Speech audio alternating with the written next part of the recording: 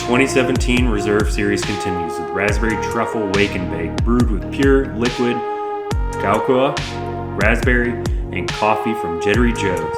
This delectable Imperial Stout is a desert lover's dream come true. At the time of bottling, this was at a 9.4 ABV in 2017, of course, from the well-renowned Terrapin Brewing in Georgia. And welcome back to Beer Time, everybody. And yet again, thank you to Shannon, who has basically become the sponsor of the channel for the next month over all the wonderful, amazing beers she shared with me. Could not be more gracious and thankful and blessed. So thank you again, Shannon. You've made my month, and it was quite the Christmas present. We have the Raspberry Truffle Wake and Bake Coffee Oatmeal Imperial Stout from 2017 that has been perfectly kept up with in Shannon's own personal cellar. I've been really eyeballing this one ever since she handed it on over. Let's just get right into it. It's just exciting. Happy Sunday night. It smells good.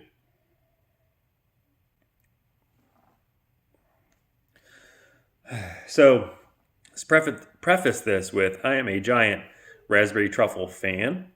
I'm not much of a dairy guy at all. If I do get ice cream, it tends to be what I get. And this is the perfect, warm, wonderful beer version of that.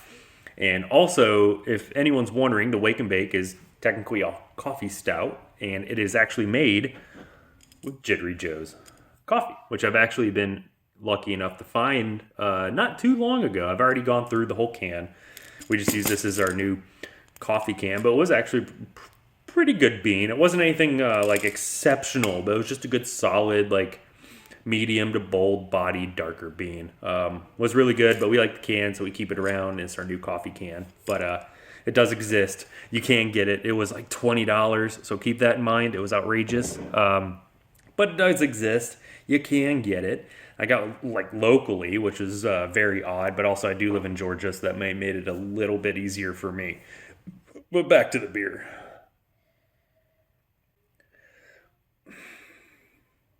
So, the most prominent flavor is the raspberry truffle, by far. It really tastes like you're eating or drinking like just straight raspberry truffle dessert. This is outrageously smooth, incredibly warm, but smooth, I think, is the biggest takeaway here. It does not taste boozy. It does not taste vinegary or like just overburdening like stout. That's not there. It doesn't have that porter taste by any means. And even the stout itself, it's not quite a thing. I've had much lower alcohol content and thinner stouts that taste more like stouts. The chocolate and raspberry in this really cuts all that out and turns it into something ever so much better, uncomparably better, actually. This is just phenomenal. It's 2 years old. I'm sure that has a lot to do with it. Helped smooth and everything out and let the flavors grow and manifest throughout the beer. I think that's really, really relevant. Generally, stouts aren't going to be too carbonated. And generally, once they're aged, that carbonation does begin to die out, as we can see here. But that does not actually take away from this beverage whatsoever.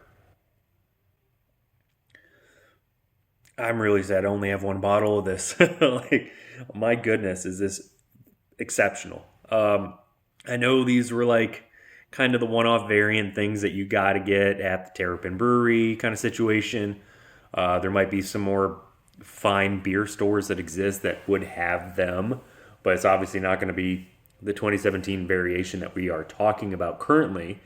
But if you do see a chocolate raspberry truffle wake and bake, it is an absolute 100% must buy. Even if you don't like stouts, it's a must buy. Don't be turned away, shy, or scared of it saying stout if you don't like stouts. It is not that kind of stout. It is a just full-fledged, well-rounded, phenomenal beer, incredibly smooth, with just tons of that chocolate and raspberry flavor.